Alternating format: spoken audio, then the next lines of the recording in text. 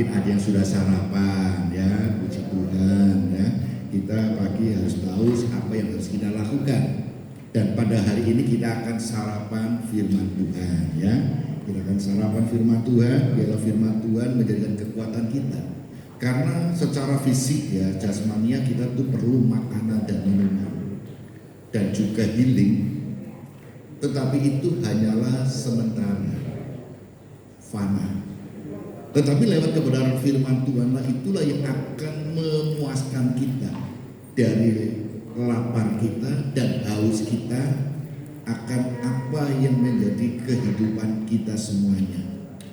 Banyak di dunia ini yang dikatakan mayat hidup. Dia hidup, secara fisik hidup, tetapi tidak ada kehidupan dalam hidupnya. Ya, dia hidup, tetapi dalam kehidupannya tidak ada kehidupan. Karena apa? Hidup tidak punya tujuan. Hidup tidak punya dasar prinsip. Hidup selalu apa? Tidak untuk mensyukuri. Hidup selalu kurang dan kurang. Dan apa yang dikumpulkan dari kekurangan itu, tidak ada rasa puasa, rasa bersyukur itu, akhirnya kita hidup tertimbun oleh apa? Kekurangan, keinginan kita. Dan itu yang akan mengubur kita, saudara. Apa tujuan kita sih? Nah, oleh karena itu pada pagi hari ini kita akan belajar satu apa yang diajarkan oleh Tuhan Yesus sebelum dia itu ditangkap, saudara.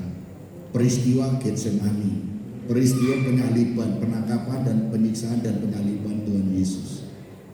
Apa yang menjadi pesan tuh daripada Tuhan Yesus kepada kita semuanya? Kita akan belajar satu topik, yaitu menuju keagungan, saudara. Saya yakin dan percaya bahwa setiap orang punya keinginan, kerinduan, yaitu dihormati, dihargai, dan mungkin di dalam setiap kehidupan langkah kita ingin mendapatkan satu untuk kehormatan, dihargai.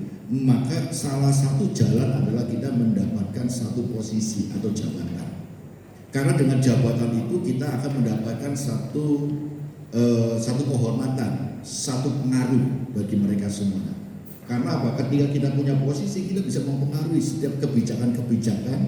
Ketika kita punya posisi atau jabatan, kita bisa menggunakan otoritas kita untuk melakukan tindakan-tindakan baik itu yang baik ataupun yang tidak. Maka ada hukum di dunia ini yang dikatakan pemimpin tidak pernah salah. Bawahan yang dipimpin itu bisa salah, tapi pemimpin tidak pernah salah. Karena apa? Pemimpin yang punya otoritas. Oleh karena itu kita akan belajar tentang bagaimana keagungan yang diajarkan Tuhan Yesus. Apakah lewat jabatan pemimpin ataupun jabatan yang lain. Kita lihat bersama-sama di dalam Injil Matius pasal 23 ayat 10 sampai dengan 12. Dikatakan demikian. Injil Matius pasal 23 ayat 10 sampai dengan 12. Perhatikan. Janganlah pula kamu disebut pemimpin, karena hanya satu pemimpinmu, yaitu Mesias. Barang siapa terbesar di antara kamu, hendaklah ia menjadi pelayanmu. Dan barang siapa meninggikan diri, ia akan direndahkan.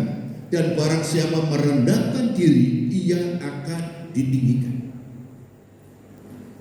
Ada satu pesan dari Tuhan Yesus pada murid-muridnya.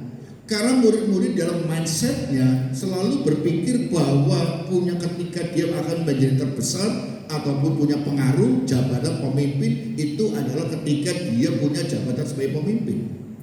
Sehingga mereka berlomba-lomba selalu mereka tanya kepada murid-muridnya, jadikan aku posisi di belah kanan, aku sebelah kiri, aku sebelah sini. Karena dia menyadari bahwa dengan memiliki posisi baik itu sebelah kanan Tuhan Yesus atau sebelah kiri Tuhan Yesus, maka orang akan menghargai.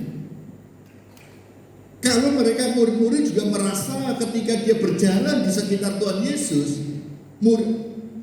orang-orang mengeluh-elukan Tuhan Yesus, sadar tidak sadar murid-muridnya juga merasakan kebanggaan. Aku ada dalam lingkaran sekitar Tuhan Yesus. Sehingga apa? Walaupun masyarakat tidak mengeluh-elukan murid-murid yang lain, tetapi ada satu atmosfer yang dibagikan, dia merasakan suatu kebanggaan, kehormatan, kebesaran memancar dari Tuhan Yesus kepada orang sekitar. Sehingga di dalam murid-murid Tuhan Yesus, mereka senantiasa ingin berpikir siapa sih pemimpin setelah Tuhan Yesus.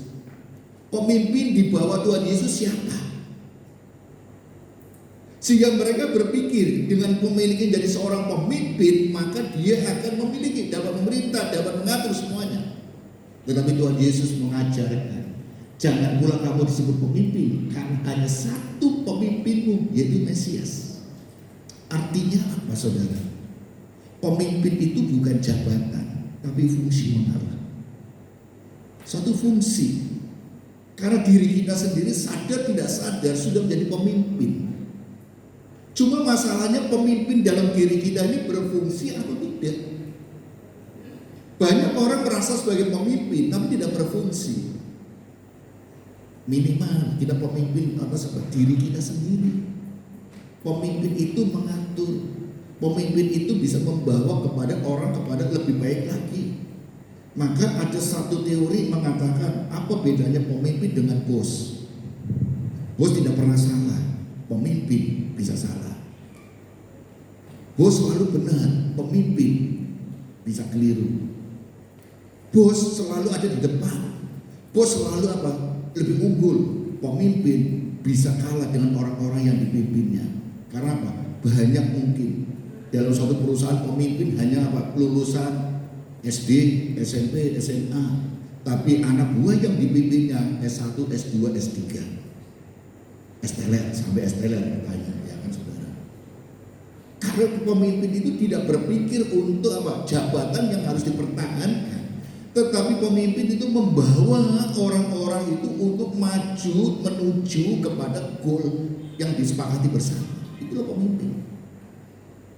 Apa tujuan kita bersama? Ayo kita bersama-sama. Di dalam perjalanannya orang-orang yang dipimpin itu bisa lebih baik daripada pemimpinnya. Banyak.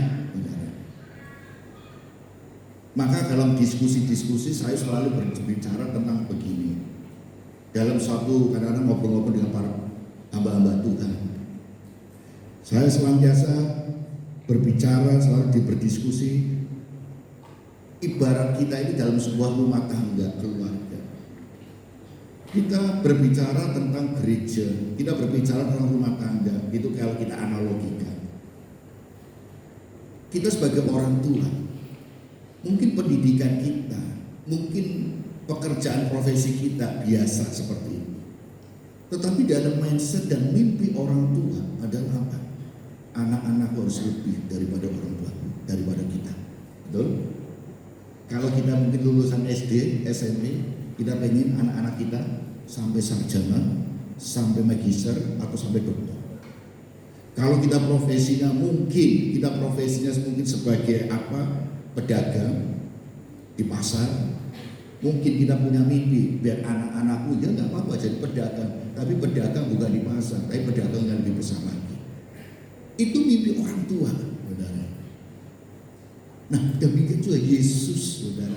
Yesus pemimpin yang sesungguhnya adalah Tuhan Yesus, Mesias. Katakan begitu. Kita ini adalah berfungsi untuk memimpin diri kita masing-masing. Memimpin diri kita untuk apa? Untuk kita lebih baik. Itu memimpin. Memimpin kita untuk pribadi kita untuk apa? Lebih disiplin. Itu memimpin diri kita. Memimpin diri kita untuk apa? Untuk lebih bertumbuh. Bahkan mungkin kita harus bisa memimpin diri kita untuk lebih baik dan lebih sukses lagi. Nah, siapa yang bisa ini? Fungsi pemimpin dalam diri kita. Maaf firman Tuhan kata, kamu bukan lagi ekor, tapi kamu kepala. Tetapi untuk jadi kepala, kadang-kadang pembusukan itu biasa melalui dari kepala, saudara. Maka itulah fungsi kita itu harus hati-hati ketika kita diberi mandat untuk memimpin kita. Kita harus bisa mendisiplinkan diri. Jadi bukan hanya goal atau kesuksesan yang capai, tapi untuk mencapai itu harus ada pendisiplinan diri kita masing-masing. Bagaimana kita mendisiplinkan diri? Loh, bagaimana kita kadang-kadang kita berpikir bagaimana kamu akan diberikan maaf teman hidup atau apa? Kamu memimpin dirimu sendiri aja kacau balau. Kamar berantakan, tidur berantakan, tidur nggak tentu jamnya. jam doa tidak tentu, pemahaman ini segala macam. Memimpin diri sendiri aja masih kacau balau, apalagi memimpin orang lain. Maka kalau kita ingin bergumul untuk teman hidup, ayo mulailah dari diri kita. Disiplin. Aku harus setiap perkara kecil memimpin diri kita sukses, maka Tuhan akan memberikan yang lain untuk dipimpin. Gitu. Jadi jangan kita memimpin, aku apa kayak sini, memimpin keuanganmu sendiri kacau balau, apalagi kamu pengen diberikan kesempatan yang lebih besar lagi. Maka mulailah, jangan kita berpikir mimpi boleh, tetapi kita juga harus dengan akal budi kita pimpinlah dirimu dulu. Sehingga firman Tuhan katakan, pemimpin yang sesungguhnya itu Yesus katakan adalah Mesias. Karena apa? Dia tidak ada kekurangannya, dia adalah sempurna, perfect. Tapi kita harus berfungsi sebagai pemimpin. Barang siapa terbesar di antara kamu, hendaklah ia menjadi pelayan. Nah, terbesar adalah sebagai pelayan. Dan barang siapa meninggikan diri, ia akan direndahkan, dan barang siapa merendahkan diri, ia akan ditinggikan. Perhatikan saudara, ada dua standar saudara, standar dunia dan standar Kristus. Dunia mengukur kebesaran itu dari apa? Jabatannya. Semakin kau memiliki jabatan, maka semakin tinggi. Saudara, kita lihat di dunia ini sekarang sedang terjadi peperangan, saudara. Baik itu peperangan pasukan Rusia dengan Ukraina, Palestina dengan Israel, dan yang tidak kalah heboh dan dampaknya akan lebih besar daripada peperangan itu adalah perang dagang ekonomi antara China dengan Amerika. Walaupun secara fisik tidak ada pasukan yang dikerahkan, tapi dampak dari peperangan ini adalah apa? Luar biasa. Sampai bisa yang ditakutkan akan terjadi resesi dunia. Inflasi akan terjadi di mana-mana, saudara. Dan bahkan yang ditakutkan orang-orang tertentu ekonom adalah akan terjadi peristiwa 98 di mana ekonomi melonjak, kacau. Maka para ekonom, para yang mengatur keuangan adalah mengatur semuanya. Ayo saat ini kurangi dan jauhkanlah kiranya dari kredit. Karena bunga nanti kalau terjadi resesi segala macam, bunga bank itu akan tidak menentu. Mungkin saat ini kita pinjam bunganya 5%. Nanti nggak tahu perkembangan seperti apa, bisa langsung melonjak 12. Yang akan terjadi. Maka ini dampaknya kepada apa? Bukan hanya kepada pasukan antar pasukan, tetapi global, dunia. Dan sampai apa? Di peperangan itu senyap terjadi, nanti akan terjadi apa? Mungkin kelaparan, apa segala macam terjadi. Dan secara rohani banyak bantuan memprediksi bahwa inilah salah satu tanda-tanda akhir zaman. Apakah kita takut dengan akhir zaman? Tidak. Jangan takut dengan akhir zaman. Banyak hamba Tuhan menubuatkan akhir zaman tanda-tanda begini. Amin. Itu sebagai apa? Warning untuk kita persiapkan diri kita. Karena apa? Kedatangan Tuhan itu kita tidak tahu kapan. Kita nanti akhir zaman datang nggak datang, Tuhan panggil kita. Itu sama dengan akhir zaman, saudara. Kiamat kecil. Tidak pulang. Kita nantikan, oh masih ini belum, nanti tanda yang ini belum, masih nanti kita santai. Nggak tahu besok tuh hari, 3 hari, seminggu ke depan, 1 bulan kita pulang ke rumah Bapak, nggak tahu. Maka yang penting adalah kita jaga hidup kita, jaga iman kita, pertahankan iman kita.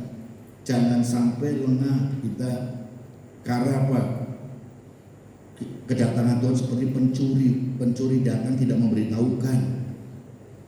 Maka juga tetap nggak usah bingung dengan nubuatan ini segala macam, itu sebagai apa? Sebagai peringatan untuk kita. Tetapi kita jangan fokus ke peringatannya, fokus ke diri kita, memimpin diri kita ini loh, untuk hidup kita benar. Karena diri kita ini adalah pemimpin untuk diri kita masing-masing. Ayo tuntun kita, pimpin kita untuk apa? Menuju keagungan. Dunia mengukur kebesaran dari jabatan. Di dalam masyarakat kita lihat orang yang punya jabatan dihargai luar biasa, dihormati, dieluk-elukan, luar biasa sekali. Dan itu lumrah saudara di masyarakat. Pulang kampung kalau udah punya jabatan, dipuji-puji segala macam. Dan waduh, kadang kalau sampai dipuji nanti lupa, akhirnya Pak Bus dia seperti orang yang luar biasa, aktif semuanya, bangga. Ketika jatuh ditinggal saudara. Di gereja juga demikian. Ternyata itu mengalir dan mulai merembes ke dalam suatu gereja juga saudara. Berebutan posisi jabatan, ya kan? Aku ingin ini karena aku dengan punya jabatan ini mimpinya bagus saudara. Aku punya jabatannya, aku bisa memimpin, aku bisa mengimplementasikan ide-ideku, aku bisa begini ini bagus.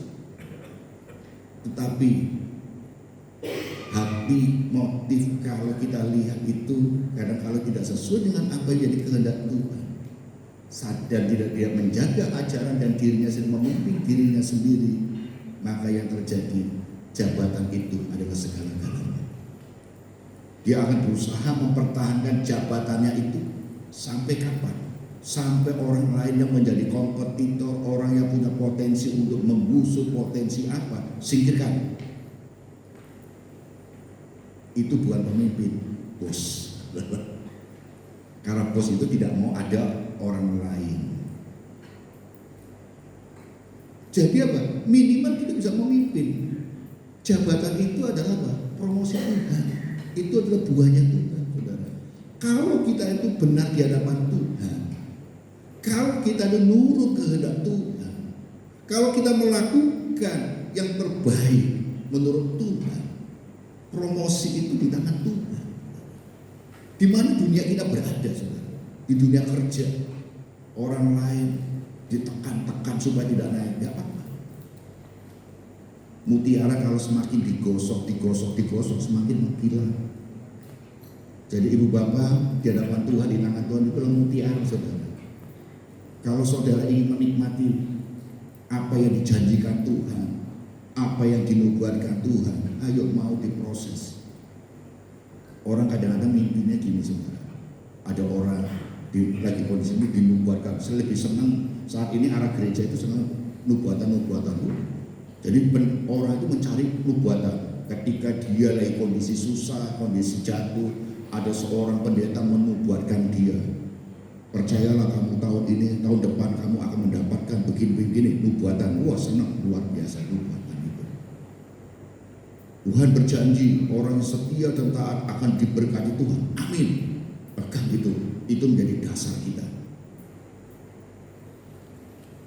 Kemudian perjalanan waktu ada orang mungkin ngasih apa segala macam kerjasama. Bagaimana? Mungkin ini jawaban dari nubuatan. Saudara, saya ingin katakan dan saya tekankan. Saudara boleh percaya nubuat. Saudara peganglah janji Tuhan. Tetapi saudara harus berpegang juga kepada di tengah antara nubuat sampai janji Tuhan sampai tercapai. Itu ada proses. Saudara mau diproses nggak di tengah-tengahnya ini? Kalau saudara yang pegang nubuatan tapi nggak mau diproses, nggak akan terjadi. Saudara, kebanyakan orang, aku dinubuatkan, aku diam saja. Tidak boleh. Lu berusaha, kita harus berusaha. Dibentuk. Dan ketika ada orang kerjasama mengajarkan saya, oh ini jawaban Tuhan, belum tentu. Gunakan akal budi kita. Orang ini bagaimana konduktenya? Dia ini bagaimana dalam hal berbisnis, nakal atau tidak? Jangan sampai nanti kalau kita tidak menggunakan akal kita, akal budi kita, nanti apa? Kita sudah jatuh, tertimpa tambah, semakin jatuh lagi. Maka akal budi kita itu harus kita gunakan, karena Tuhan itu memberikan akal budi bagi kita. Bukan budi punya akal ya, akal budi ya. Jangan budinya akal, budi akal ya kan, jangan dibalik. Tapi akal dan budi, jangan akal budi. Saudara, kita harus gunakan. Dan Prosesnya ini loh yang harus kita pegang. Banyak orang itu tidak mau diproses, maunya hasilnya, dinubuatkan, diamini, yang penting hasilnya nanti ditunggu. Enggak bisa. Proses ini loh yang penting. Kamu mau gak diproses? Kita gak mau diproses ya gak akan tercapai. Dinubuatkan tentang ngantuk, ya kan, tentang teman gitu. Kita ini gak buka mata, buka hati, gak akan bisa dapet. Memang akan datang malaikat turun dari langit langsung di tengah-tengah ini, nggak bisa. Buka mata, buka hati, dan akal budi juga bekerja. Satu, bagaimana dia orangnya cantik, orang ini hatinya bagaimana, ditimbang-timbang orangnya, oh hatinya baik, begini, bisa nggak untuk hidup bersepadan dengan sebagai pendampingku? Karena kita punya karakter yang seperti ini. Karena firman itu apa? Sepadan. Jadi ketika kita juga melihat Tuhan ini, kita ya buka mata, buka hati, pikiran kita. Karakter ini dengan karakter itu bisa nggak bersatu?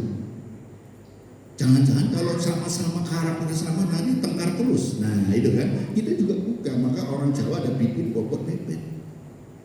Apakah itu salah? Enggak salah. Bibit, bobot, bebet enggak salah. Itu berbicara tentang apa? Bahwa setiap manusia tidak ada yang sama. Maka kita buka hati, buka mata, buka pikiran. Baik, takut Tuhan, pelayanan semuanya, tapi karakternya bisa nggak untuk kerjasama? Maka selalu saya bisa nggak orang ini menjadi teman hidupku untuk apa? Untuk hidup bersama-sama.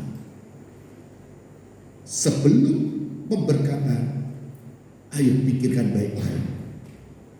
Setelah pemberkatan nikah, baru tutup mata, tutup pikiranmu antar pasanganmu.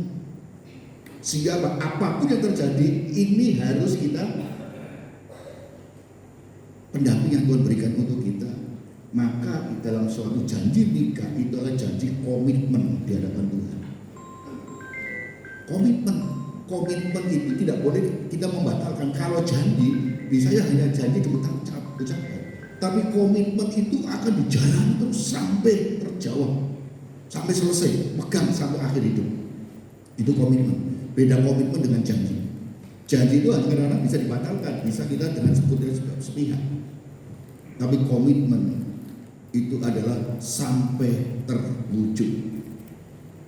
Nah, oleh karena itu saudara yang dikasih Tuhan Yesus Kristus, perlu kita pahami di sini.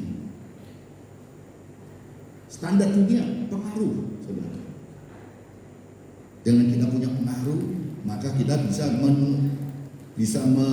membawa orang-orang kepada apa yang kita inginkan. Dengan kita punya pengaruh, maka kita bisa orang-orang atau lingkungan atau apapun bisa mengikuti kemauanku. Itu adalah standar dunia. Harta, kekayaan, ada gula, ada semut, saudara. Ketika kita punya harta, kekayaan, saudara itu kita datang, maka saudara-saudara akan apa? Kita diutamakan. Coba saudara kalau kita lihat, kalau kita punya naik pesawat, ya kan, pesawat yang premium, yang kelasnya, kita dikasih jalur khusus. Kita mau tempat istirahatnya, penunggunya pun dikasih ruangan khusus, saudara. Dan dari hal yang kekhususan itu, pelayanan-pelayanan yang baik itu yang nomor satu, tentu tidak murah, mahal. Engkau punya jabatan, engkau punya kekayaan, itu selalu gampang. Kita bisa sewa orang untuk pejabat, aparat pun untuk mengawal kita, kendaraan kita, for rider, ya kan, sehingga kita kemana-mana selalu dikawal. Ada yang membuka jalan, orang lain bermacet-macetan, kita punya jabatan, punya pengaruh, tidak perlu bermacet-macetan karena ada aparat pengawal yang akan membukakan jalan kita. Dan itu bukan hanya pejabat, ternyata orang-orang kaya pun memakai itu, saudara. Orang-orang yang punya uang di Jakarta itu terjadi, saudara.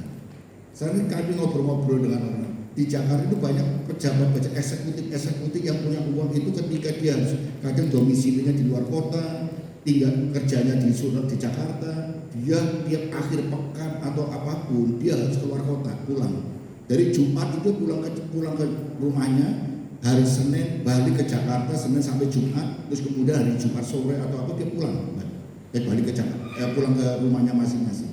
Dan dia kadang-kadang untuk menuju ke bandara itu rawan kemacetan, maka dia menggunakan jasa forrider dengan membayar berapa. Bahkan ada dengan menggunakan helikopter. Dia di dalam kantornya punya helipad, sehingga dia kemana-mana dia menggunakan helikopter. Karena dia punya kekayaan, saudara. Bisa menguasai semuanya, saudara. Nah, saudara, ini adalah standar dunia. Tetapi kita lihat standar apa yang di Tuhan. Standar Kristus di dalam Matius pasal 23 ayat 11 katakan, barang siapa terbesar di antara kamu, hendaklah ia menjadi pelayan. Ternyata dijungkir balikan oleh Tuhan Yesus untuk menjadi yang terbesar, bukan karena jabatanmu, bukan karena hartamu, bukan karena pengaruhmu, tetapi yang terbesar itu adalah menjadi pelayanmu, saudara. Dijungkir balikan, saudara. Pemahaman dunia oleh Tuhan Yesus dijungkir balikan, saudara. Apa yang dimaksud ini, saudara? Karena terbesar, pengertian dari terbesar itu adalah seseorang yang berpengaruh, saudara. Kalau dari kata terbesar itu, jadi yang diperebutkan itu yang terbesar. Yang berpengaruh siapa? Pemimpin. Yesus kata pemimpin itu adalah Mesias, itu kan yang terbesar. Lalu siapa yang terbesar? Jadi pelayan. Nah, sehingga saudara, keagungan yang sejati ada di dalam yang terbesar itu adalah pelayan, saudara. Dalam bahasa Yunani dikatakan diakonos. Jadi beda, diakonos itu pelayan, hamba itu doulos. Jadi ada dua beda. Orang berpikir hamba dan pelayan itu sangat beda. Pelayan itu adalah diakonos, sedangkan hamba itu doulos. Doulos itu hamba, jabatan. Dia adalah seorang ini. Nah, pelayan itu adalah fungsi. Dia itu walaupun dia seorang eksekutif, walaupun dia seorang pemimpin perusahaan, walaupun dia sebagai seorang apa, tetapi dia tetap punya apa? Fungsinya itu adalah melayani. Walaupun dia memimpin sebuah perusahaan besar, walaupun dia punya usaha apa, tetapi konsep melayani sebagai pelayan itu yang terbesar. Maka perusahaan-perusahaan terbesar sekarang ini etosnya itu sudah berubah, saudara. Dan yaitu apa? Untuk melayani. Kita lihat dulu pegawai negeri ASN di kelurahan di mana berpikir siapa yang butuh, datang mau, gitu kan. Tetapi sekarang pemerintahan di mana-mana konsepnya berubah, konsepnya melayani. Kantor-kantor bank juga demikian, mereka konsepnya ada melayani. Kalau ada nasabah yang kakinya mungkin sebagai macua di kursi roda, nanti para pelayan nasabah tailornya ataupun ini dia akan keluar untuk melayani, tanda tangannya bagaimana itu. Tidak biasa butuh sopo, gitu kan. Dulu konsepnya seperti yang butuh siapa. Sekarang para pelayan ini mereka pegawai, mereka customer service ataupun instansi semua selalu konsepnya sekarang berubah, melayani. BBM di mana itu melayani. Memang masih belum bisa total, tetapi konsepnya mindsetnya sudah mulai berubah, itu melayani. Surabaya di ini SSW ya kan, di Siola itu mereka melayani semua. Jadi kerja itu dengan melayani semua. Karena apa? Sekarang konsep itu berubah. Nah, ini harusnya kita berbangga. Ini konsep Alkitabiah yang diadopsi oleh mereka. Konsep Alkitabiah melayani. Karena apa? Dengan kita melayani itu orang akan mengenal luar biasa, akan merasakan. Nah, ini yang konsep ketika Tuhan Yesus. Ketika Tuhan Yesus punya tujuan untuk keagungannya, untuk menyelamatkan umat manusia. Bukan Yesus duduk di surga tenang-tenang saja. Yang butuh siapa? Ayo kamu pokoknya kasih perintah ini lakukan. Enggak. Yesus sampai turun untuk melayani, mengajarkan, dan memberi contoh kehidupannya. Ini loh, kalau kamu ingin diselamatkan, kamu harus begini. Yesus turun. Satu jalan yang utama adalah didamaikan dulu.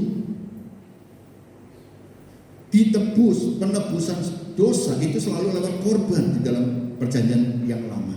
Maka Yesus datang untuk apa? Memberikan penebusan yang sempurna, karena manusia nggak bisa selesai-selesai. Yesus turun sendiri untuk memberikan dirinya, melayani semuanya, dan yang terjadi adalah dia mengajarkan kebenaran demi kebenaran. Bagaimana hidup di dalam kebenaran untuk keselamatan. Dan hukum Tuhan itu adalah apa? Kasih. Kasih itu adalah kerelaan. Jadi kalau saudara ingin apa sih yang bingung tentang ajaran Tuhan, apakah aku bisa begini? Simple, kasih. Bagaimana kita kurangnya kasih? Manusia terbatas. Saya harus katakan bahwa manusia itu terbatas, tidak ada yang sempurna. Sehingga dalam melakukan tindakan-tindakan selalu ada kelemahan-kelemahan, tidak bisa total sempurna. Oleh karena itu Tuhan memberikan ada batas.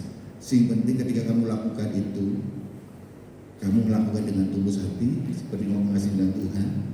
Dan yang penting itu adalah kamu tidak untuk mencari kepentinganmu sendiri.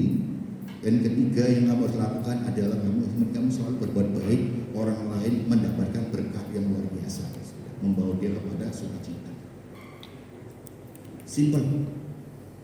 Maka saudara, kenapa di dalam kekristenan selalu mengajarkan mengucap syukur, bersuka cita? Bagaimana kau menjadi orang Kristen kalau hidupmu tidak pernah bersuka cita? Tidak. 2 hari yang lalu saya mengunjungi satu keluarga. Keluarga ini ada mengalami suaminya itu sakit bertahun-tahun.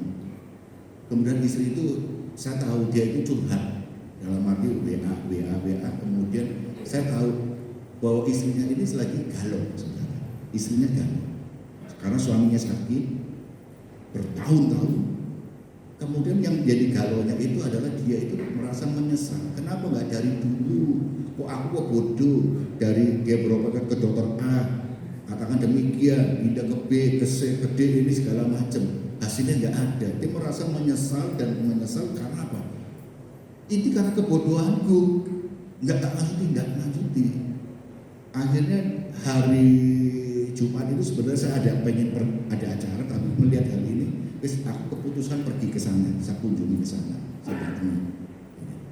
Saya ngobrol-ngobrol lah, masih ngobrolnya hampir berapa jam, 2-3 jam lah ngobrol. Saya katakan ya, Hansel, dia cerita gini, bla-bla, saya tak cepet sama. Apakah tante dengan menyesal tentang yang peristiwa yang lalu terjadi itu bisa menyembuhkan? Enggak, maksudnya begini, setahun, tapi bisa nggak mengubah? Sekarang yang utama adalah kita melihat sekarang dan ke depan. Terus dicerita lagi, gini, saya katakan, tante, menurut saya yang lebih utama adalah bagaimana om ini dibuat happy. Loh, happy bagaimana? Ya kuncinya tante, karena tante ini yang dampingin om. Maka tante itu, lihat tantenya susah hati, om ya susah hati. Lihat tantenya putus asa, ya om ya putus asa. Lihat tantenya semangat, om semangat. Kalau tante bahagia, om ikut bahagia. Jadi yang pertama adalah bangunlah diri tante, supaya tante ini menjadi pribadi yang mendampingi dengan apa? Dengan sukacita, sehingga atmosfer yang tante ini memancar kepada dia, terbagikan. Itu. Jadi tante kalau mengeluh, akhirnya Pak Om ya merasa susah hati, nggak akan ini. Jadi maka tante itu bangunlah diri tante dengan sukacita, hidup bersama dengan Tuhan, ada sukacita, ada damai sejahtera, memancar. Akhirnya apa? Auranya itu akan memancar dan mempengaruhi gitu. Sekarang masalah medis, menurut kemarin pemeriksaan harus di CT scan, di MRI, begini hasilnya. Lalu saya jawab, maaf, menurut Hansen bagaimana? Kalau menurut saya, apakah dengan pengobatan taruhlah tindakan medis di operasi, bisa nggak menyembuhkan? Kedua, bukan hanya sembuh, meningkatkan kualitas hidupnya.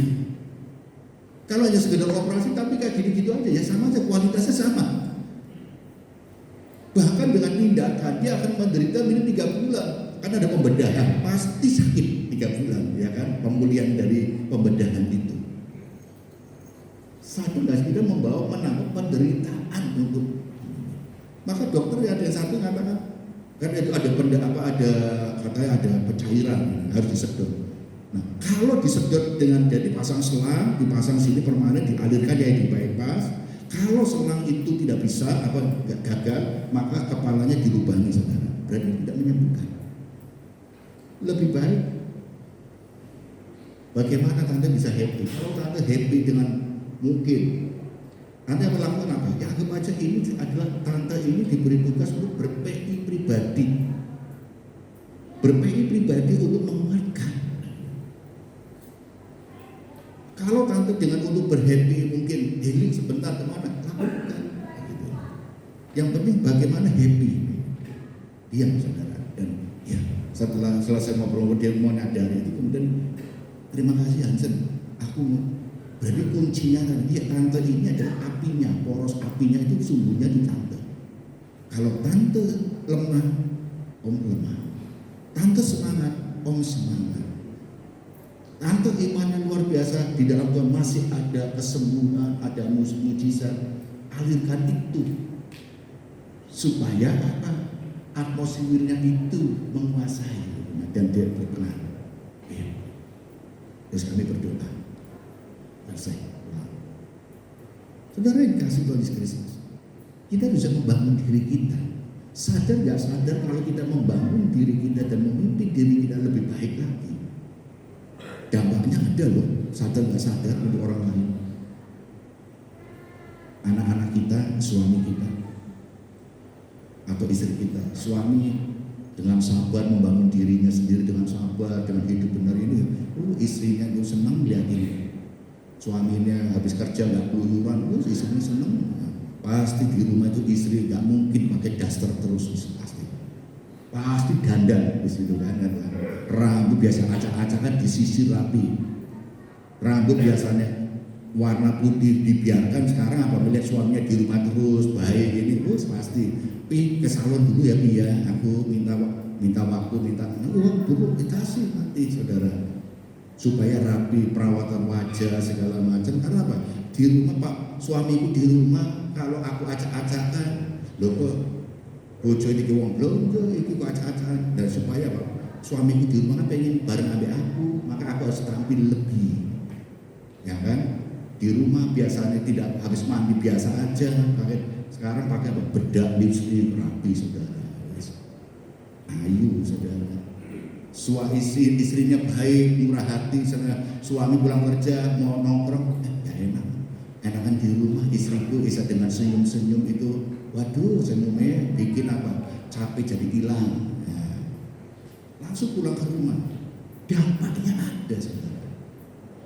Anak-anak lihat papa mamanya baik, guyon, ini romantis, anak-anaknya senang. Ayo bayilah guyon bareng. Tapi ini papa mamanya ribut, anak gak akan dekat. Lebih baik dia nongkrong di tempat lain, lebih nyaman.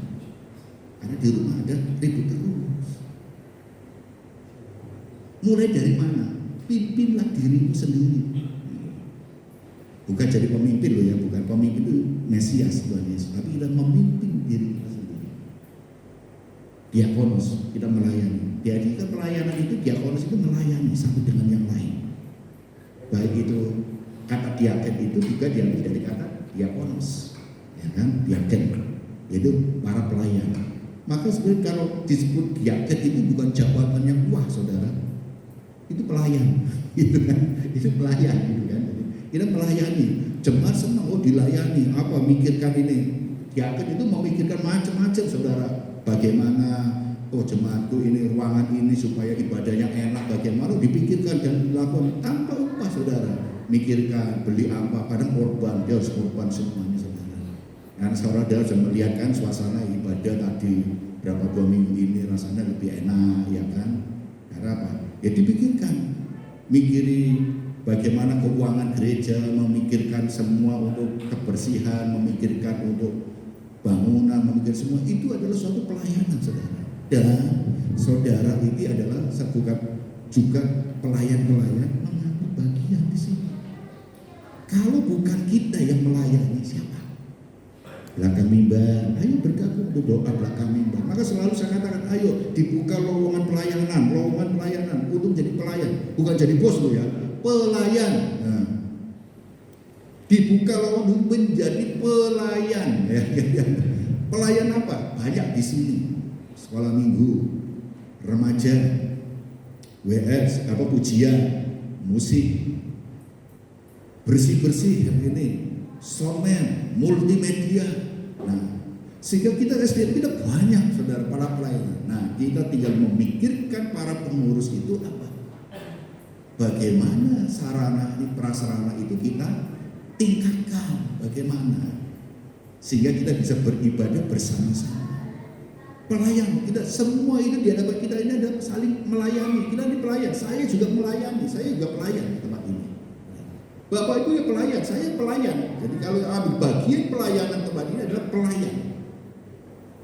Fungsi yang berbeda, fungsinya. Saudara kasih, teladan Kristus dalam Filipi pasal 2 ayat 5 sampai 8 karena demikian. Hendaklah kamu dalam hidupmu bersama menaruh pikiran dan perasaan yang terdapat juga dalam Kristus Yesus, yang walaupun dalam rupa Allah tidak menganggap kesetaraan dengan Allah itu sebagai milik yang harus dipertahankan, melainkan telah mengosongkan dirinya sendiri dan mengambil rupa seorang hamba dan menjadi sama dengan manusia, dan dalam keadaan sebagai manusia ia telah merendahkan dirinya dan taat sampai mati, bahkan sampai mati kayu salib. Ini teladan Kristus, ya Pak. Menaruh pikiran dan perasaan yang terdapat juga dalam Kristus Yesus, yang walaupun dalam rupa Allah tidak menganggap kesetaraan dengan Allah sebagai milik yang dipertahankan. Kalau kita berpikir selalu ini milikku, saudara bukan pelayan. Pelayan itu tidak mempertahankan miliknya, tetapi tidak melepaskannya. Pelayan itu apa yang dipertahankan? Kadang dimaki-maki. Pelayan itu melepaskan harga dirinya, saudara. Keakuannya dilepaskan. Kalau saudara tetap menggunakan yang butuh siapa? Bukan pelayan. Maka mindset dari pejabat ASN sekarang mulai dirubah. Kamu adalah pelayan, abdi, bukan bos. Kalau bos yang butuh siapa? Datang. Pelayan dia harus jemput bola. Pelayan harus apa? Ada action. Bukan dirinya yang dilayani, tapi orang lain dilayani. Yang lain yang lebih utama, saudara.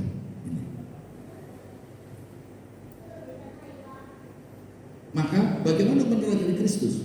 Dalam hidupmu menaruh pikiran dan perasaan yang terdapat juga dalam Kristus. Apa? Kerinduan Kristus harus kita miliki. Kerinduan Kristus. Kesetaraan jabatan sebagai milik yang harus dipertahankan. Enggak. Untuk meneladani Kristus, jabatan itu adalah titipan. Jabatan itu amanah. Oleh karena itu, jangan kita merasa itu milikku. Kalau itu menjadi sudah kita berpikir bahwa itu adalah milikku, maka kita akan berusaha mempertahankan itu. Dan akhirnya apa? Kita bukan berbicara kedaulatan Tuhan, berbicara kepercayaan Tuhan, tapi kita berbicara kekuatanku, kehebatanku. Bahkan kita berpikir, aku takut kehilangan jabatan. Dan kalau terus menerus dan akhirnya lengser, suatu ketika akan terjadi, akan mengalami sindrom, power syndrome, saudara. Banyak para pejabat yang akhirnya mengalami power syndrome, penyakit ini. Karena apa? Jabatan itu berusaha dipertahankannya. Ketika engkau mempertahankan jabatan itu, maka jabatan itu sudah mengambil bagian sebagai tuanmu. Dan itu ketika dipertahankan, akhir lepas, engkau akan menjadi pribadi yang punya penyakit power syndrome, kejiwaan. Kedua, bisa terpeleset. Karena ketika ingin mempertahankan, maka dia akan menggunakan berbagai macam cara untuk mempertahankannya. Padahal jabatan itu kalau firman Tuhan, pemimpin itu apa sih jabatan itu? Itu adalah promosi Tuhan, itu titipan Tuhan. Tuhan itulah pemimpin, Mesias itu pemimpin kita sesungguhnya, bukan kita. Jangan dijaga, mengambil rupa seperti kita. Yesus itu sama dengan kita. Merendahkan diri, diakonos, pelayan, menghambakan, merendahkan diri. Jadi kita merendahkan diri sudah. Karena apa? Ketika kita merasa kita hebat, maka kita sudah apa? Posisi kita ada dalam pintu antara neraka dan surga, antara jatuh dan tetap di dalam. Seperti kita berdiri di pintu. Salah satu nggak seimbang, kita ke depan, jatuh ke depan. Kalau kita bisa mempertahankan sudah, maka lebih baik kita mundur sudah. Jangan kita berdiri di depan pintu persis tengah tabilu, kita mundur sudah tahu langkah keliru jatuh. Nah, maka lebih baik kita mundur. Karena ketika kita di dalam Tuhan ada keamanan. Di dalam Tuhan, rumahnya Tuhan ada keamanan. Tapi kalau kita sudah, mungkin kita belum keluar, tapi masih di depan pintu, hati-hati, itu bahaya. Lebih baik kita di dalam, jangan di luar, jangan di tengah-tengah. Karena ketika kita lengah, jatuh. Saudara, nah keagungan terbesarnya di mana sih Tuhan Yesus? Di dalam Filipi pasal 2 ayat 3 dan 4. Keagungan terbesar adalah menjadi pelayan. Ayat 3 katakan demikian.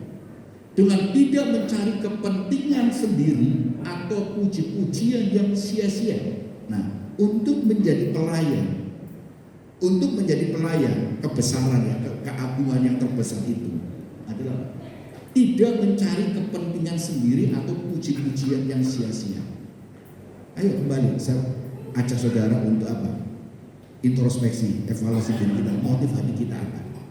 Apakah ketika kita melakukan sesuatu tindakan ataupun korban atau memberi itu, motifnya apa?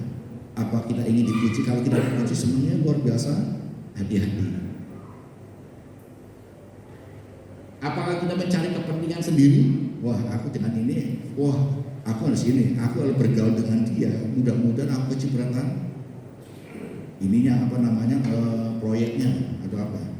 Kalau saudara bergaul karena itu oportunis seperti itu, saudara bisa kecewa. Kita bergaul dengan siapapun karena mereka adalah saudara. Kita tidak akan memanfaatkan apapun kepada mereka. Tapi yang penting adalah ketika kita benar dan di jalan benar, Tuhan bisa menggerakkan orang yang sekeras batu pun untuk bekerja sama dengan kita. Jangan menunjukkan bahwa kita itu syarat kepentingan mendekati mereka.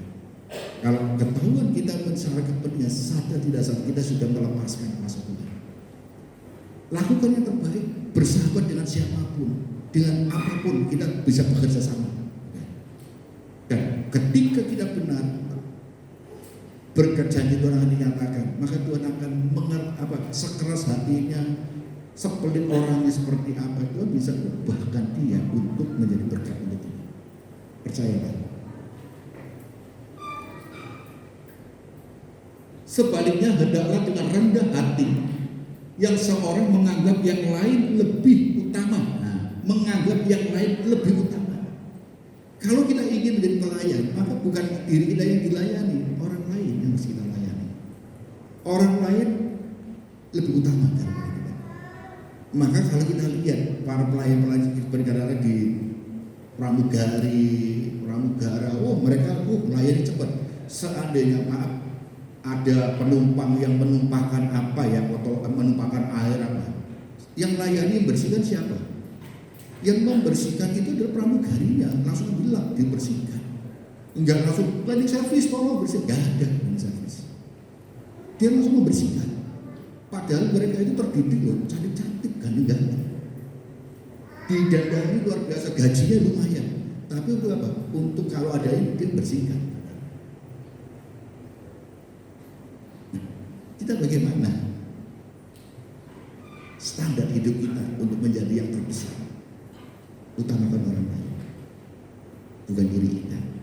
Kalau kita satu gereja ini mengutamakan orang lain, luar biasa. Pak Damin mengutamakan saya mengutamakan Ferry mengutamakan Tante Sipora, mengutamakan Sugi mengutamakan Pak Lame mengutamakan, akhirnya kembali Pak Lame nanti akhirnya mengutamakan Pak Damin lagi. Tapi saling melayani, saling muter akhirnya kan itu kan, karena bukan diri kita. Maka seorang pendoa syafaat itu bukan berbicara untuk diri kita, tapi untuk yang lain. Seorang yang dewasa orang kita melihat ketika dewasa rohani seseorang bukan tidak doa orang yang dewasa rohani beda. Saudara bisa lihat. Orang yang dewasa rohani selalu berdoa untuk apa? Yang lain, memberi. Tapi pendoa orang yang masih anak-anak rohani selalu doa untuk diriku. Tuhan, aku pengen punya rumah, aku pengen punya ini, pengen untuk diriku sendiri. Itu masih anak-anak. Berarti imannya itu hanya sekedar ingin meminta. Tapi orang yang dewasa, imannya adalah selalu berpikir, kalau aku hidup benar, aku melakukan, maka janji Tuhan itu akan dinyatakan kepadaku. Amin.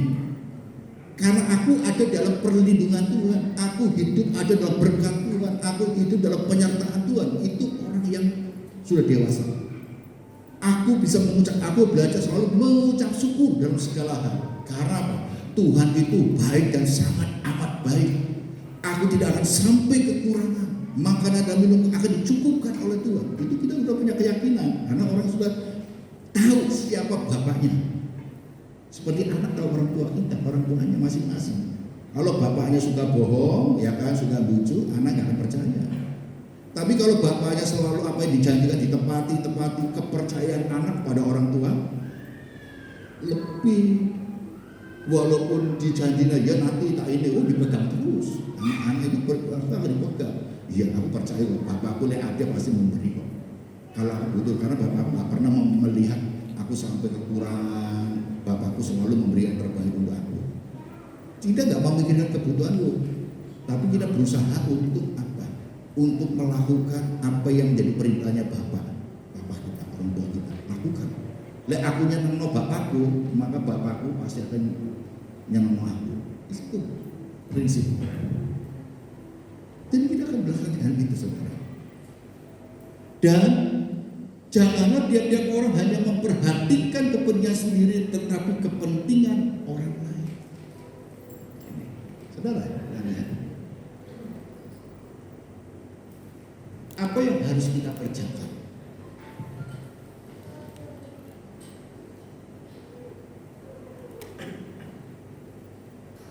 Jangan kita berpikir yang lalu. Apa yang harus kita kerjakan mulai hari ini? Yang lalu biarlah berlalu. Sekarang kita berpikir sekarang dan akan datang. Mulailah dengan hari ini. Apa yang mulai hari ini, saudara?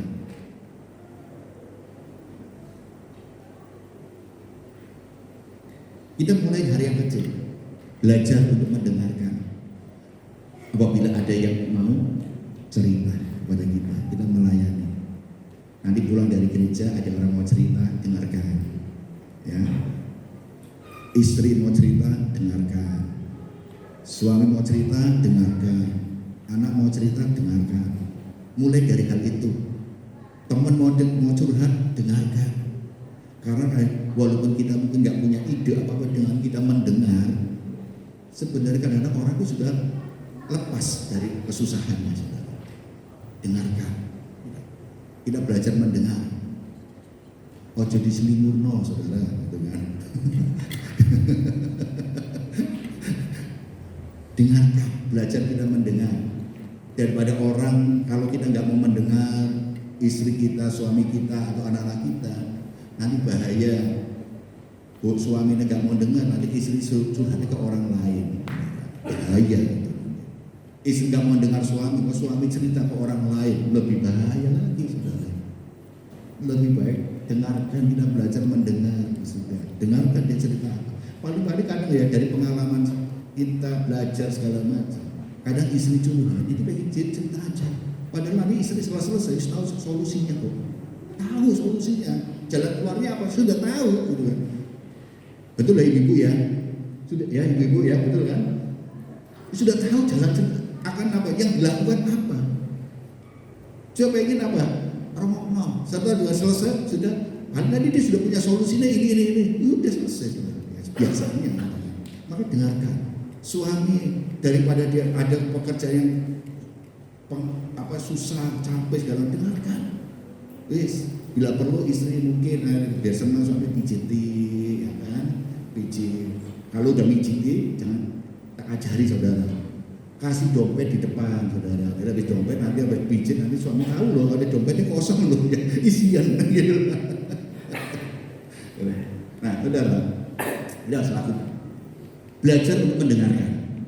Yang kedua, belajar untuk berbuat baik kepada semua orang. Karena ketika kita belajar terus berbuat baik, itu menjadi kebiasaan kita.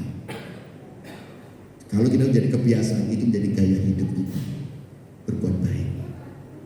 Walaupun dinilai atau tidak dihargai, dipuji atau tidak, nggak masalah. Yang penting berbuat baik. Minimal dengan apa berbuat baik? Kasih senyum pada saudara-saudara kita.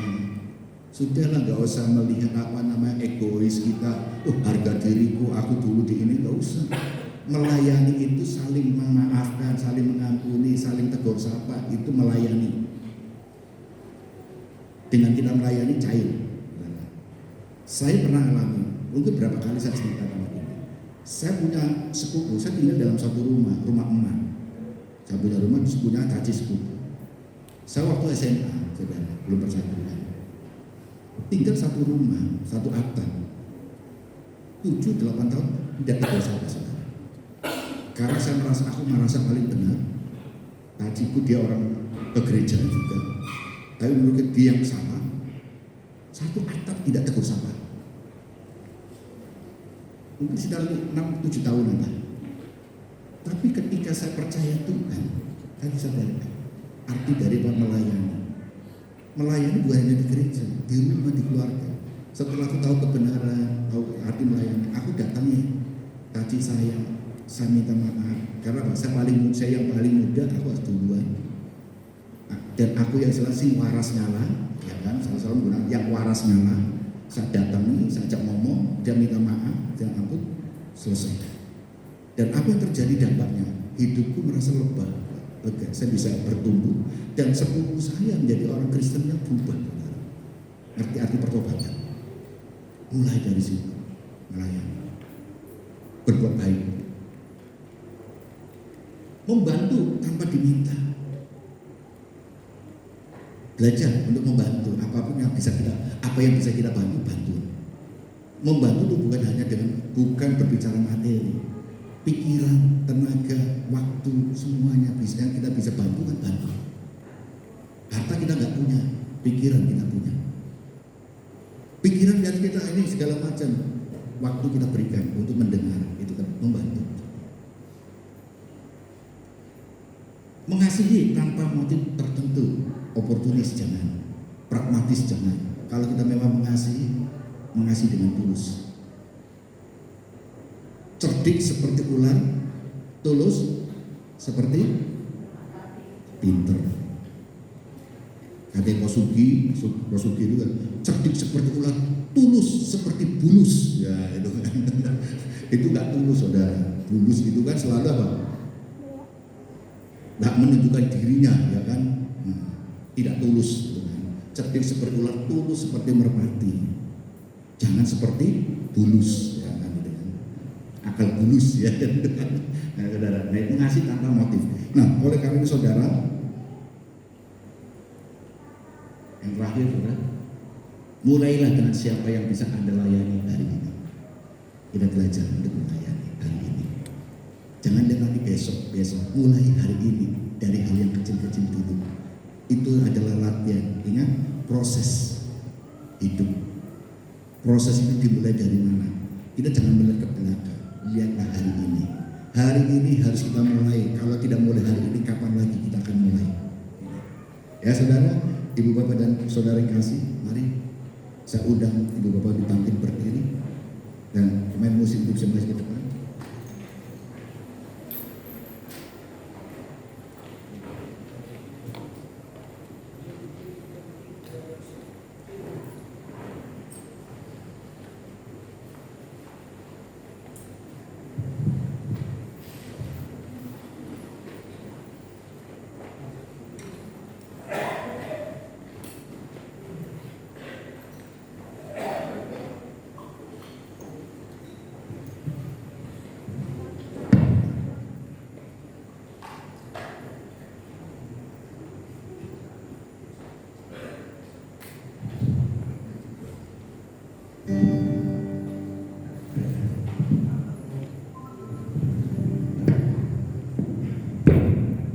Semua saya undang dulu Ibu Bapak untuk bersatu teduh sejenak.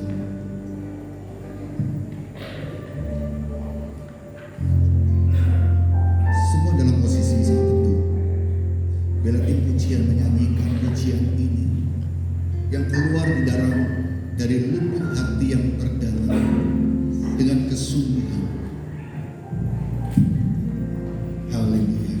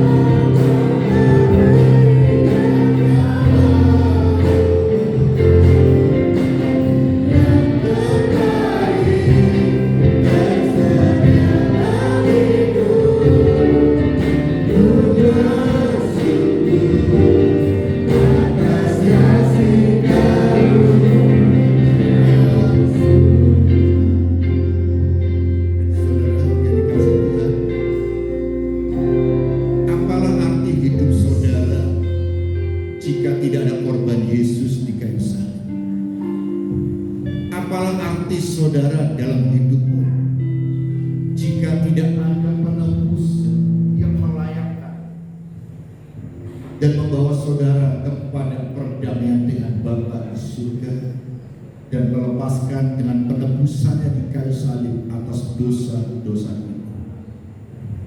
Apapun yang kita kerjakan sia-sia saja. Apapun yang saudara pikirkan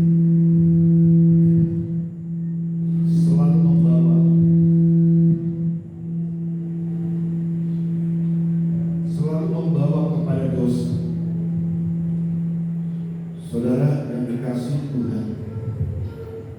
Oleh sebab itu saudara, pegang erat Tuhan Yesus, taruh dalam hatimu dan pikiranmu,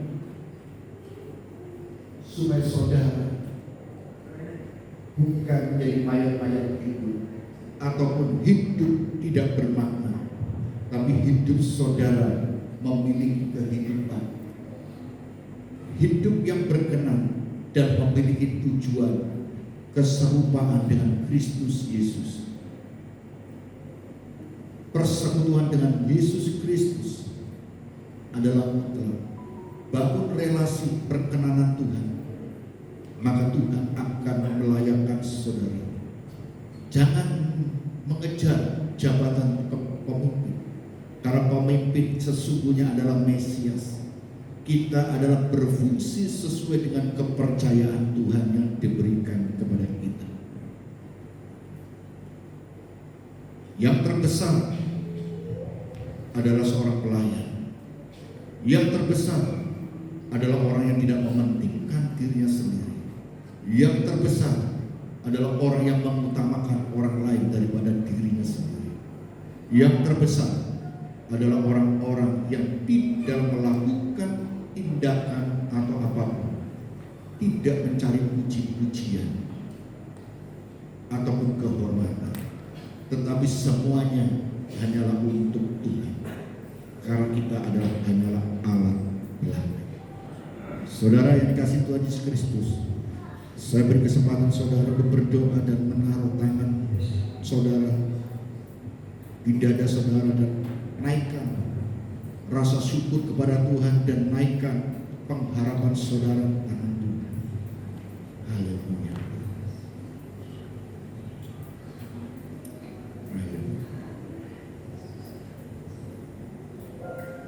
Di dalam nama Tuhan Yesus Kristus, Tuhan, jamah hati saudara-saudara kami ini, Tuhan. Hamba tidak tahu apa yang jadi pergumulan hidupnya, dan hamba tidak tahu apa yang menjadi pengharapannya. Tapi kami percaya bahwa Tuhan selalu memberi yang terbaik untuk mereka. Jamah, jikalau ada masalah di dalam kesehatannya, di dalam nama Tuhan Yesus Kristus, Tuhan angkat dan Tuhan pulihkan. Pulihkan dan sembuhkan. Untuk penyebaran jantung dari Ibu Agus. Dan Tuhan pulihkan untuk kesehatan mata dari Tante Sus, dan juga pulihkan untuk tulang punggung dari Tante Sipora, dan pulihkan untuk saudara kami yang mengalami lutut bermasalah, darah tinggi, ataupun masalah-masalah kesehatan dalam nama Tuhan Yesus Kristus. Persoalan dalam mencari teman hidup, kami serahkan dalam tangan Tuhan. Tuhan akan memberi yang terbaik. Yang bergumul untuk pekerjaan, Tuhan akan memberi yang terbaik untuk pekerjaan saudara. Naikkan semuanya kepada Tuhan, dan Tuhan pasti memberi yang terbaik untuk saudara. Jalanilah proses bersama dengan Tuhan, karena tidak ada hasil yang instan. Karena yang instan selalu membawa kepada kehancuran. Berbuahlah dan berbuah. Terima kasih Tuhan, terima kasih. Di dalam nama Tuhan Yesus kami berdoa dan mengucap syukur. Amin. Puji Tuhan, silakan duduk. Bapak saudara sekalian, sudah diberkati pada pagi hari ini untuk berfirman Tuhan. Bisa lambaikan tangan saudara. Haleluya. Terima kasih buat Bapak Gembala Budiarto sudah memberkati firman Tuhan tempat ini ya. Tuhan Yesus memberkati. Tiba saatnya kita akan memberikan persembahan tempat ini. Kita kembali datang dalam hadirat Tuhan, melengkapi ibadah dan pelayanan setiap kami Tuhan pada pagi hari ini yang hadir. Kami rindu memberikan persembahan di tempat ini.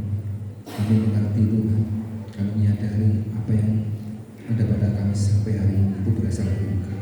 Dan saatnya kami akan menghibur di tempat ini untuk pekerjaan. Kuduskan dan sucikan persembahan kami untuk layak dipergunakan pekerjaan di tempat ini. Hanya di dalam satu nama Tuhan Yesus Kristus kami akan memberikan dengan pengucapan syukur dan sukacita bersama-sama kita katakan amin.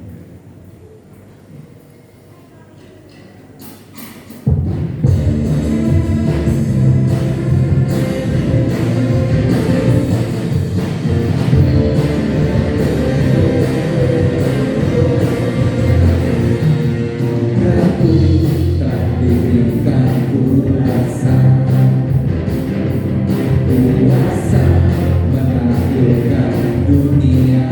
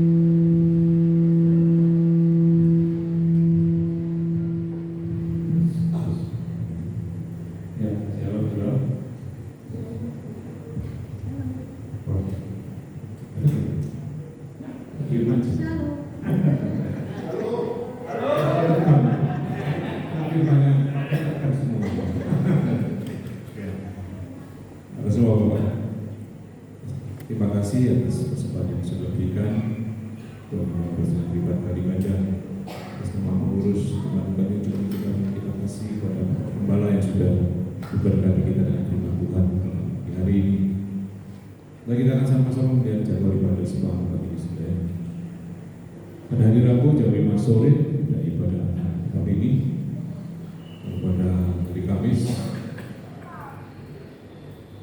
jam 7 malam ada doa malam, dan Sabtu pagi jam 5 pagi ada doa pagi. Kita mengingatkan bahwa ibadah Jumat Agung tanggal 18 April 2025 jam 8 pagi, Jumat jam 8 pagi. Ini ya, jam 8 pagi dimulai ada ibadah Jumat Agung yang akan dilayani oleh Ibu Lidawati Kota Solo. Lalu pada hari Sabtu ini akan dilayani oleh Pendeta Bambang Sujati. Jam 5 sore yang dilayani saudara bisa ikut ibadah puasa kita ini. Lalu pada hari kemudian adalah ibadah Paskah ya, hari ini ya, jam 8 pagi mulai di Minggu tanggal 20 April 2025 dan 8 pagi ada ibadah Paskah hari ini yang akan dilayani oleh majelis tiga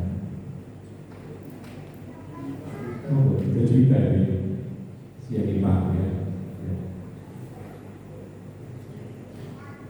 Di masjid juga dilakukan jam 11 siang ya. Minggu sampai siang. Ibadah malam minggu juga tetap ada jam 8 pagi dimulai. Jadi kita akan sama-sama membaca P12. 1. Melayani satu sama lain dengan kasih Kristus. 2. Tolong menolong. 3. Suka mengalah. 4. Suka memaafkan. 5. Sabar dan rukun. 6. Lemah lembut. 7. Hidup suci. 8. Bekerja dengan setia. 9 rajin, 10 jujur, 11 sopan, 12 berbuat segala sesuatu yang baik untuk memuliakan Tuhan. Filosofi pelayanan, hidup dengan iman, bekerja menurut Tuhan. Filosofi doa, banyak doa, banyak berkat, kurang doa, kurang berkat, tidak berdoa, tidak ada berkat. Rahasia hidup dalam berkat Tuhan, berilah hati untuk Tuhan, pikiran untuk Tuhan, waktu untuk Tuhan, maka akan terjadi, percaya pasti. Saya kembali.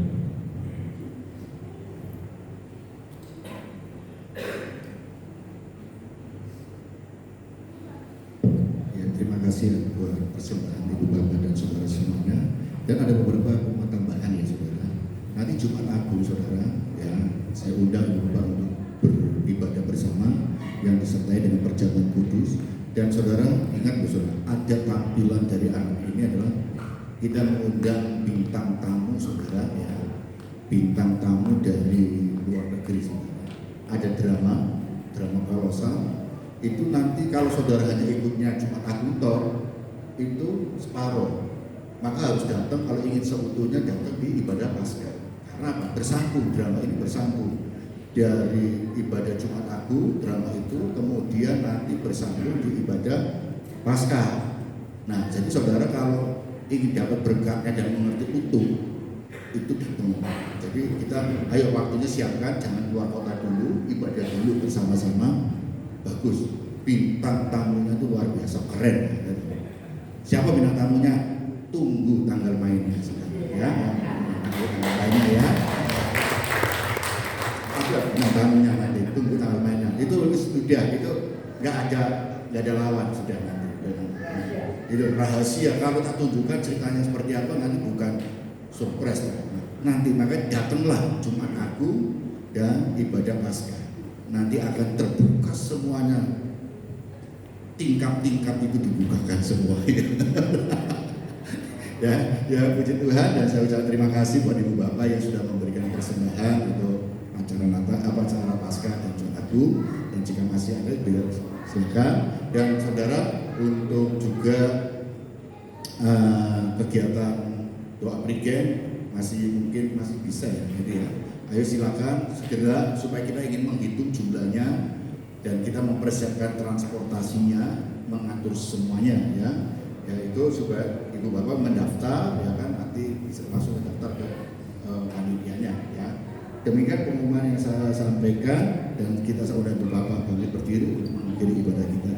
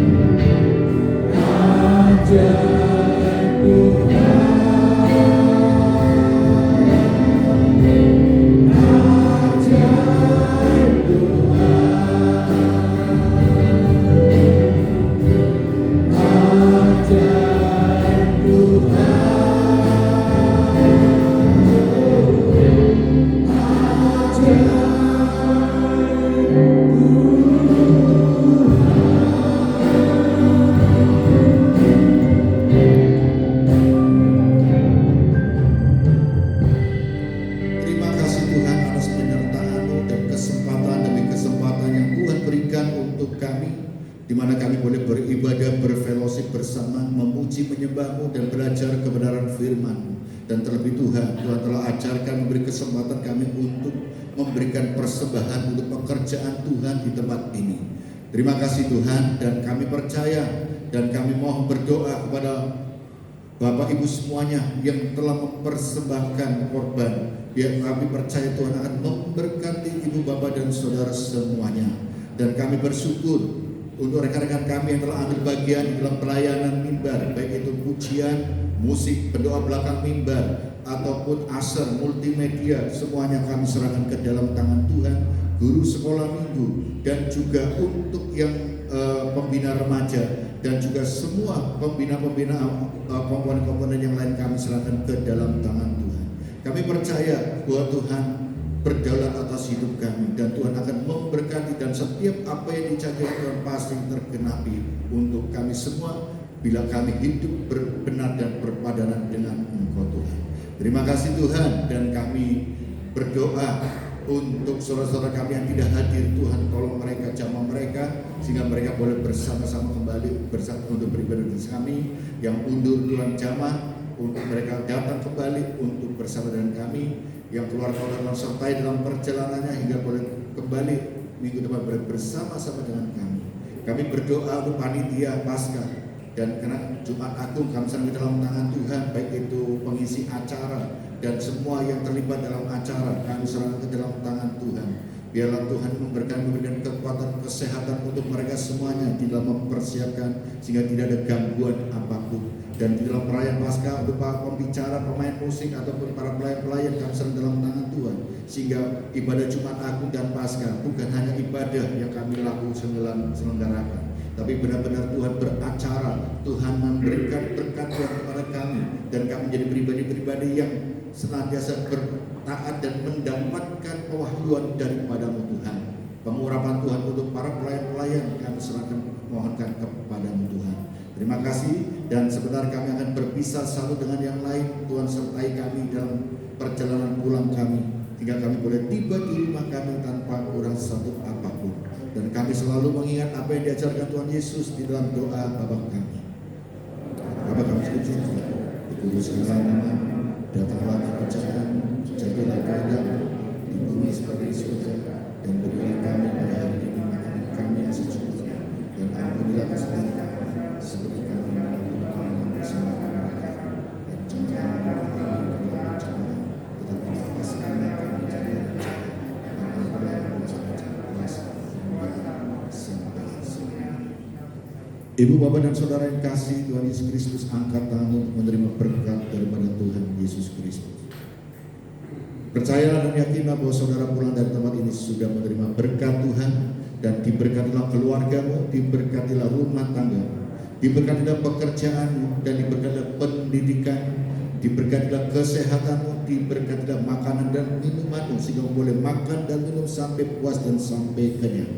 Tuhan mencukupkan apa menjadi segala kebutuhanmu, dan Tuhan menandakan janji-janjinya kepada saudara semuanya. Pulanglah dan terimalah berkat dan kasih karunia daripada Bapa di surga, cinta kasih anak tunggal Yesus Kristus, dan persekutuan Allah Roh Kudus menyertai saudara mulai pagi hari ini sampai selama-lamanya. Di dalam nama Tuhan Yesus Kristus kami berdoa dan mengucap syukur dan menerima berkat. Haleluya. Amin.